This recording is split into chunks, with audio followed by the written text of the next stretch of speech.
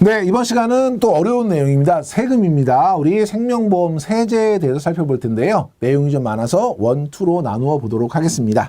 자, 먼저 생명보험 세제에서 세제 혜택 부여의 의의를 한번 살펴볼게요. 생명보험 계약은 왜 세제 혜택을 주느냐? 첫째, 사회보장 기능을 보완하는 역할을 하기 때문에 우리가 다양한 사회보장 제도들이 있는데 재정적인 한계가 있기 때문에 우리가 개인들이 생명보험 가입을 통해서 본인들의 사회보장을 늘리면 결과적으로 우리 사회보장 전체가 보완이 되는 역할을 하기 때문에 거기에 대해서 세금 혜택을 주겠다, 이런 개념이고요. 두 번째, 장기 산업자금 지원. 그래서 우리 보험 같은 경우에 특히 생명보험은 납입기간도 길고 보험기간도 길지요. 그럼 고객들이 내신 이 보험료를 가지고 우리가 하나의 자금으로서 산업 자금으로도 활용할 수도 있고 자본시장의 활성화를 위해서 쓸 수 있기 때문에 그런 장기 산업 자금 지원에 따른 세제 혜택을 주겠다. 큰 제목 두 개 기억해 주시면 되고요.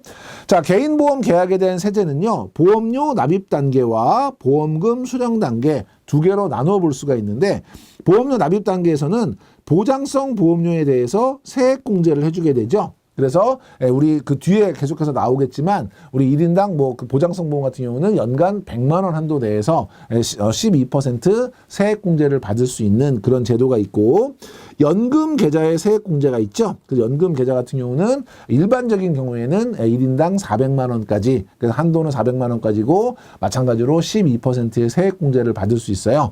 그러니까 납입한 보험료에 대해서 일부를 세액 공제해 주겠다, 이런 개념이라면, 보험금 수령 단계에서는 저축성 보험의 보험 차익에 대해서 일정 요건을 갖추게 되면 비과세, 그래서 이자소득세와 같은 세금을 물리지 않겠다, 이런 것이 기본적인 개인계약에 대한 세제가 되겠습니다. 뒤쪽에서 계속 보시도록 할게요.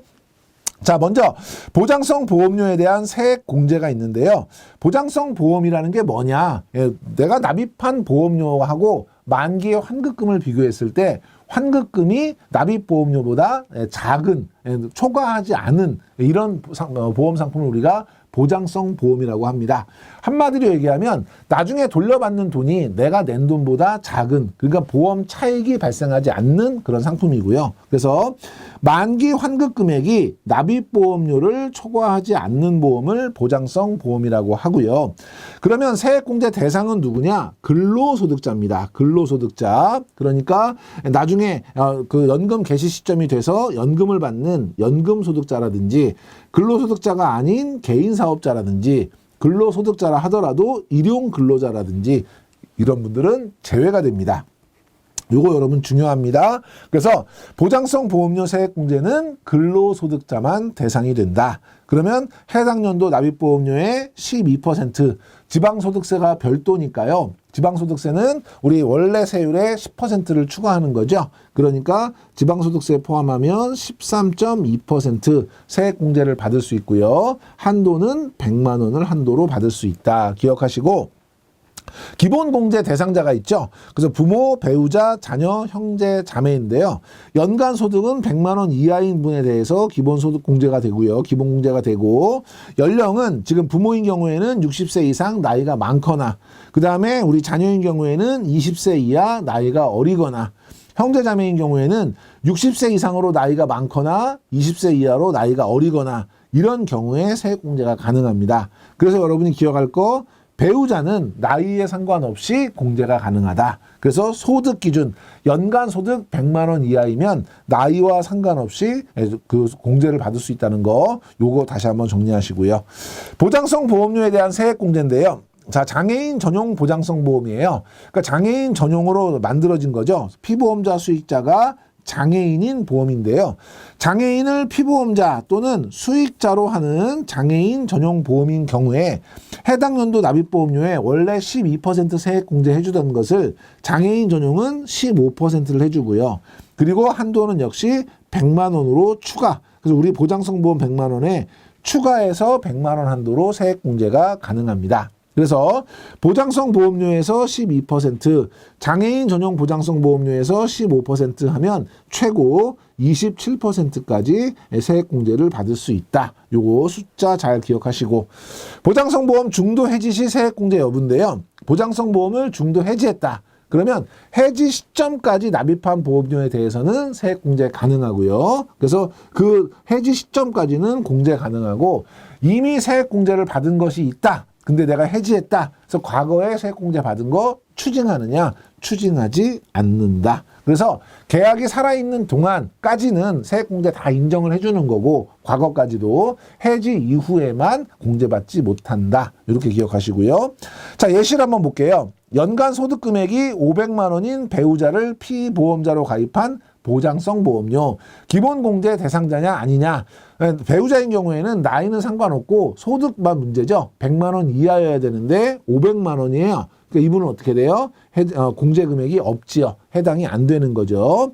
만 23세인 아들을 피보험자로 가입한 보장성 보험료. 우리 자녀 같은 경우에는 20세 이하만 가능하죠. 그런데 23세니까 이것도 역시 안 되겠네요. 공제 금액은 없고요.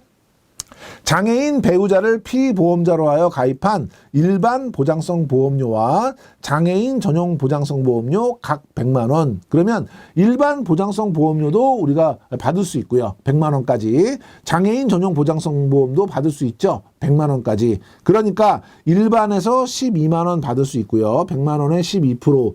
그다음에 장애인 전용은 15%죠. 15만 원 받을 수 있어요. 그래서 결과적으로 27만 원 세액 공제를 받을 수 있는 것이고요.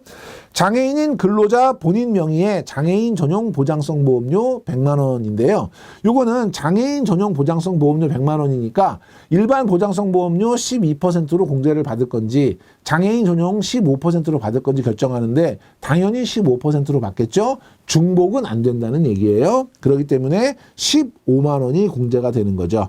왜냐하면 장애인 전용은 15%니까 일반 보장성 보험 세액 공제와 중복 적용되지 않는다. 기억하시고요.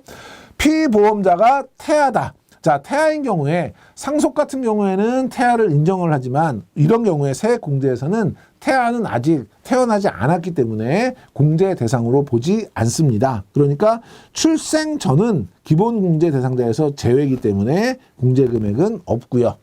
보험 기간이 2020년 5월부터 2021년 4월까지인 보장성 보험료를 2020년 5월에 일시로 납입했대요. 그러니까 원래 1년치를 내야 되는데 그냥 2020년에 한꺼번에 다 낸 거죠. 그럼 이거 나누어서 2020년 5월부터 12월까지는 2020년에 세액공제 받고 2021년 1월부터 4월까지는 2021년에 받느냐? 그렇지 않죠. 돈이 들어간 그 해에 한꺼번에 다 세액공제를 받아요. 그래서 납입일이 속하는 연도의 근로소득에서 세액공제합니다.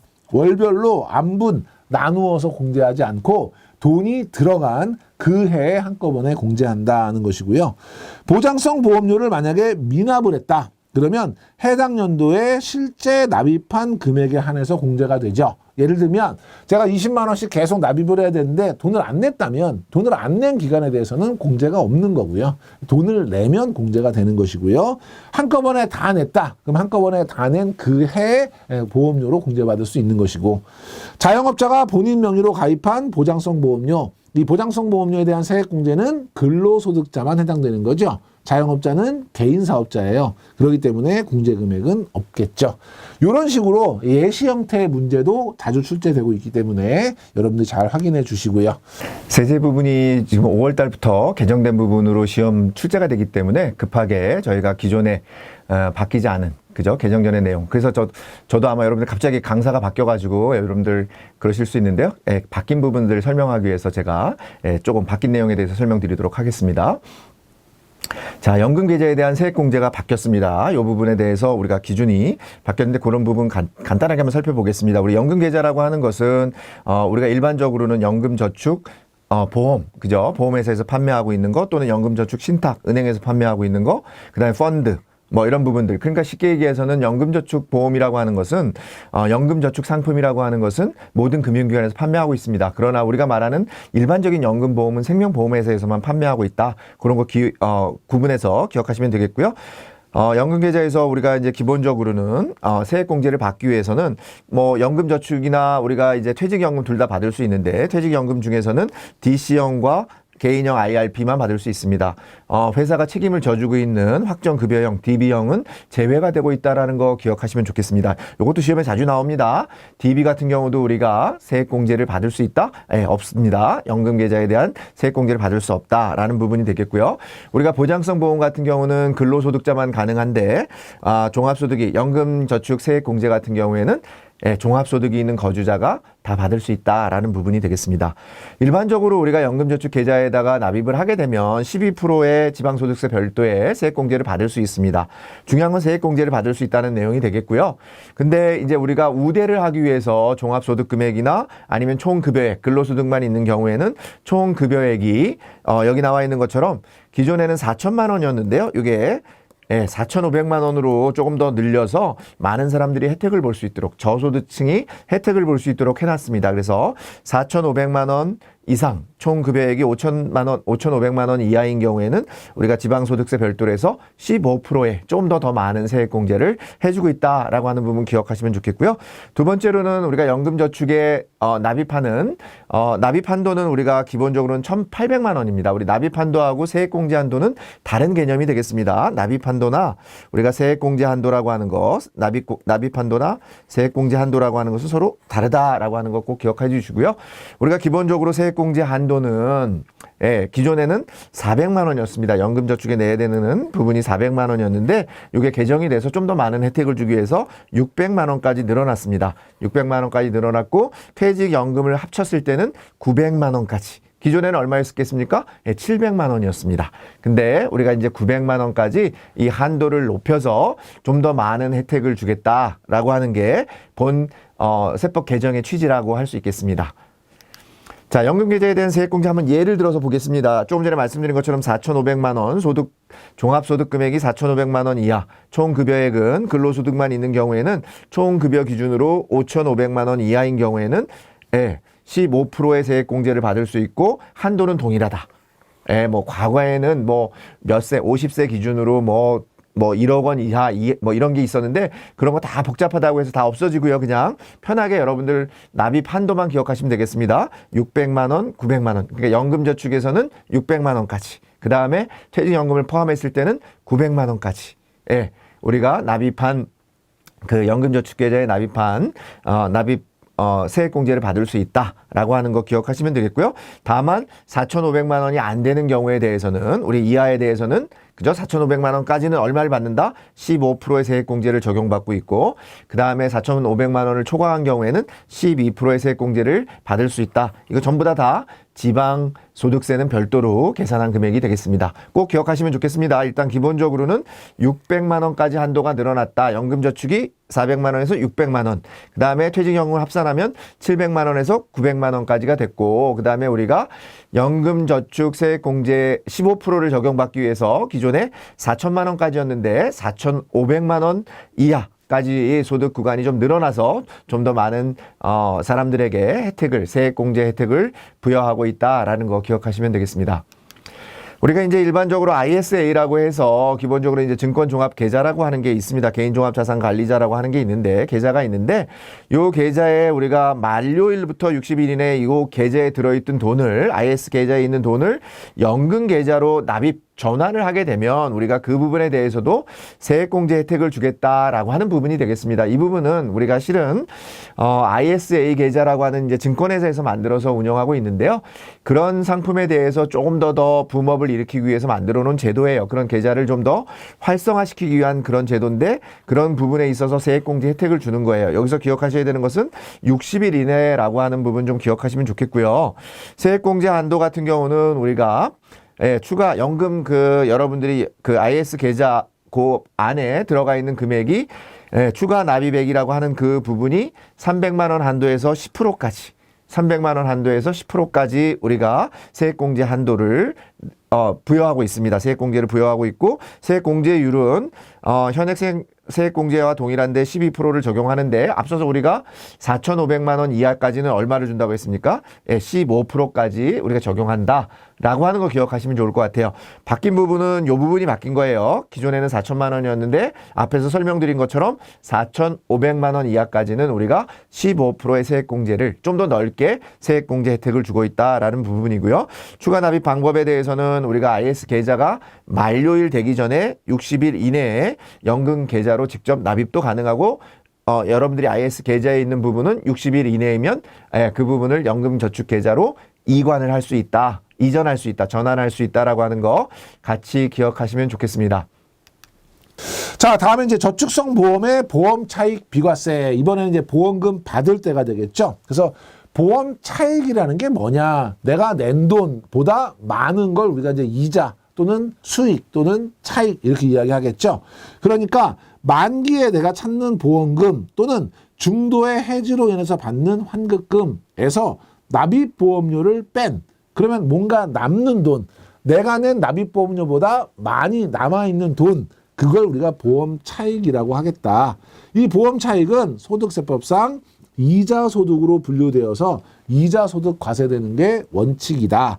그런데 비과세 요건이 만기일 또는 중도 해지일까지 10년 이상이고요. 그 다음에 계약자 한 명당 납입할 보험료 합계액이 1억 원 이하다. 그래서 10년 1억 원 꼭 기억하시고, 이 경우에는 서민들의 보험이라고 보고 저축 장려의 목적으로 과세를 하지 않고 비과세해 주겠다 이거죠.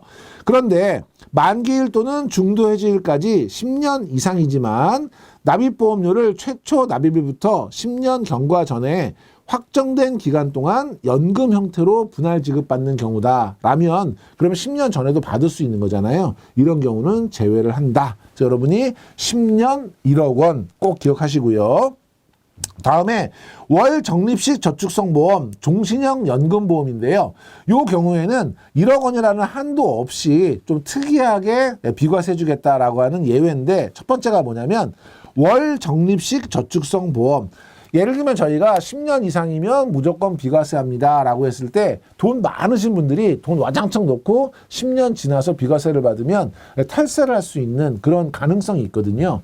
이런 걸 막기 위해서 월 적립식, 매월 돈을 내는 적립식은 부자들도 귀찮거든요. 그걸 가지고 탈세나 이런 걸 꾀하기가 쉽지 않거든요. 서민들의 어떤 매월 돈을 내는 그런 적립식 계약은 비과세 해주겠습니다. 이런 얘기고요. 그 밑에 있는 종신형 연금보험은 죽을 때까지 연금으로만 받을 수 있는, 그 전에 연금 이외로도 찾을 수 없고 사망하면 계약 없어지고 상속도 할 수 없고 중도 해지도 할 수 없는 순수하게 노후 보장 목적의 종신형 연금이라면 그것도 비과세 해주겠습니다. 이런 예외예요. 먼저 월 적립식 저축성 보험 한번 볼게요.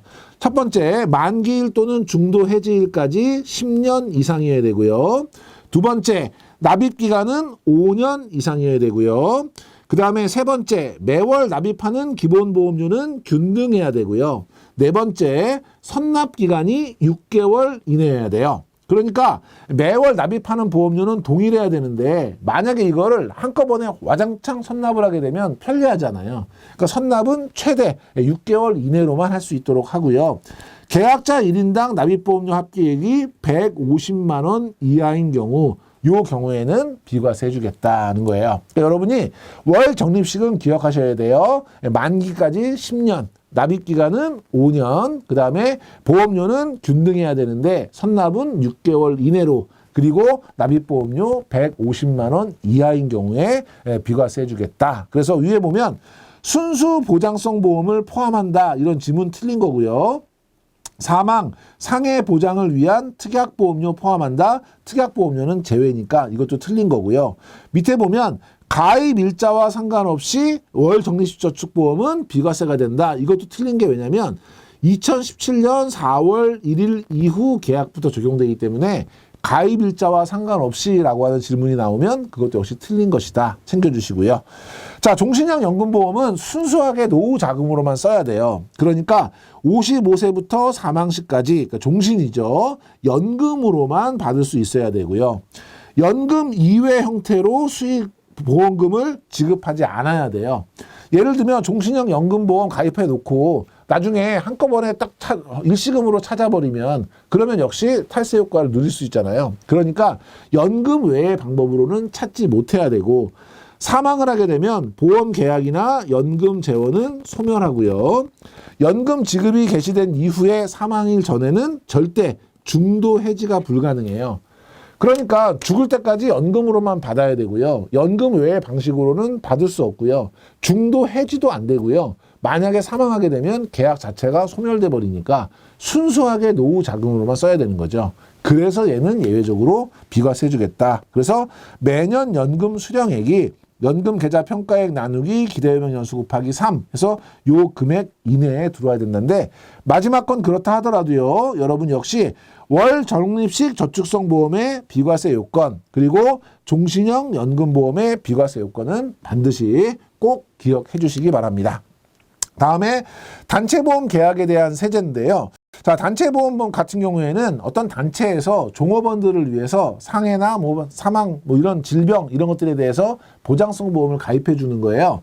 그럼 회사 입장에서는 왜 근로자들을 위한 것이기 때문에 복리후생의 개념으로 비용 처리, 손금 처리를 할 수 있어요. 그럼 회사는 회사에서 손금 처리를 한다는 뜻은 회사의 이익으로 보아서 내야 될 법인세, 과세 대상에서 빠진다는 거거든요. 그러면 개인의 입장에서는 회사가 대신 보험을 들어줬으니까 원칙적으로는 보험으로 받든 월급으로 받든 개인이 금전적인 이익을 받은 거기 때문에 소득으로 간주해서 소득세를 내야 되는 거예요. 원래는. 그런데 이게 종업원들의 어떤 복리후생 이런 것들을 강조해주기 위해서 일정 금액까지는 법인은 법인대로 손금 산입해서 비용 처리를 해주고 개인은 개인대로 그 소득에 포함시키지 않아서 그냥 소득세를 내지 않도록 해주는 그 기준이 70만 원이에요. 그러니까 70만 원까지는 법인도 개인도 세금을 안 내지만 그걸 초과한다. 법인은 비용 처리해버리고요. 손금 산입이 되고 개인은 70만 원 초과분에 대해서는 본인의 소득으로 보아서 소득세로 과세가 된다. 이 개념만 좀 잘 기억하시면 될 것 같아요. 자, 단체 보장성 보험료의 손금 산입인데요. 종업원을 피보험자와 수익자로 해서 회사가 연 70만 원 이하의 보험료를 부담하는 경우에는 손금 인정, 비용 처리되고요. 종업원도 비과세, 세금 내지 않아요. 그런데 70만 원을 초과하는 경우에는 일반 단체 보험과 동일하게 적용하겠다. 그건 무슨 얘기냐면 손금은 인정해 주겠다. 법인은 비용 처리해라. 그런데 종업원은 급여로 보아서 근로소득에 합산 과세하겠다라는 것이고요. 단체 보장성 보험의 세제 혜택 요건에서 보험금 지급 사유는 재해로 인한 종업원의 사망, 질병, 상해여야 되고요. 피보험자와 수익자는 종업원 또는 그 배우자 기타 가족이어야 되고요. 단체 순수 보장성 또는 단체 환급부 보장성 보험, 그래서 단체 보험이어야 되고 피보험자 수익자는 종업원이어야 되고 종업원의 질병 상해 같은 것들을 사고로 하는 그런 보험에 대해서만 세제 혜택을 주겠다 이런 것이고요. 자, 임직원을 위한 보험료 납입 예시를 한번 보도록 할게요. 첫 번째, 계약자 법인, 피보험자, 임원, 종업원, 수익자 법인. 그러면 수익자가 일단 법인이죠. 그러니까 만기 환급금은 자산 처리하고요. 나머지는 손금 산입하죠. 그래서 중간중간에 낸 돈에 대해서는 비용 처리를 해주지만 만기에 돌아오는 환급금은 법인이 수익자니까 자산으로 처리한다는 것이고요. 근로소득세과는 해당이 없는 거죠. 왜냐하면 수익자가 법인이기 때문에. 그런데 계약자 법인, 피보험자 임원, 수익자 임원이다. 그럼 이건 임원을 위한 것이죠. 그래서 급여 지급 기준을 초과한 금액에 대해서는 손금 불산입하고요. 그러면 손금 비용 처리를 안 해주기 때문에 상여로 처리가 되는 것이고 그 다음에 근로소득에 해당이 되는 거죠. 인정상여이기 때문에 소득세가 부과가 되는 것이고 법인이 계약자, 피보험자, 수익자, 종업원이다. 그러면 손금은 당연히 인정되고요. 근로소득에 해당이 되죠. 단 여기서 예외가 뭐예요? 70만 원까지는 근로소득도 과세하지 않고 비과세 해주겠다. 이런 개념이고요. 자, 그 다음에 연금보험과 연금저축보험의 비교가 있는데요. 자, 처음에 연금보험. 연금보험은 생명보험 회사에서 판매하는 것이고, 연금저축은 모든 금융기관에서 판매하는 과세가, 그러니까 여기서 보면 연금저축 같은 경우는 세제 혜택을 받을 수 있는 적격 연금 상품인 것이고, 연금보험 같은 경우는 세금 혜택은 없지만 10년 이상 납입했을 경우에 비과세를 받을 수 있는 그런 상품이에요. 그래서 세제 혜택 적용 요건은 연금보험은 일시납이거나 월 적립식 저축성 보험계약, 종신형 연금보험 계약 같은 경우에 요건을 충족했을 때 적용이 되는 거고, 연금저축 같은 경우는 보험료 납입이나 인출 요건, 그래서 납입 기간이 최소 10년 이상이어야 되고, 그 다음에 연 1,800만 원 이하여야 되고, 이런 조건들을 갖추게 되면 가능한 것이고요. 보험료 납입 시 세제 혜택은 연금보험 같은 경우는 없는 거죠. 그런데 연금저축 같은 경우는 연금계좌 세액공제, 그래서 정상적으로는 12%, 400만 원, 그다음 퇴직연금 합산 700만 원까지고요. 만약에 저소득이다. 그래서 우리 종합소득 4천만 원, 총 급여 5,500만 원 이하인 경우에는 400에 700은 똑같지만 15%까지 세액공제율이 확대가 되는 것이고, 고소득자다. 종합소득 1억 이상, 그다음에 총 급여액 1억 2천 이상이다. 이럴 경우에는 12% 세액 공제율은 똑같지만 한도를 100만 원 깎아서 300, 700이었죠. 요런 기준, 요런 거 적용이 되는 거고, 보험금 수령 시 세제 혜택을 받더니 연금보험 같은 경우는 보험 차익 비과세죠. 그래서 10년 이상 지나고 요건을 갖추었을 경우에 보험 차익에 대해서 세금을 10원도 안 내는데, 연금저축 같은 경우에는 앞에서 세액 공제를 받았기 때문에 연금소득에 대해서는 과세가 되는 거죠. 그래서 이때 나이에 따라서 70세 미만에 수령을 한다. 그러면 5%, 지방소득세 포함하면 5.5%고요.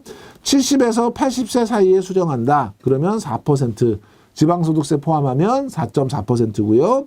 그 다음에 80세 이후에 수령을 한다. 그러면 3%, 지방소득세 포함하면 3.3%, 그래서 3에서 5% 세율을 적용하는 것이고요.